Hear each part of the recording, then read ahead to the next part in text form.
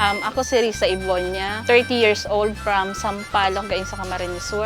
Unang-una, bilang isang beneficiary sa educational assistance ng Ako Bicol Party List, malaking tulong ito bilang isang nanay na nag-aral ulit.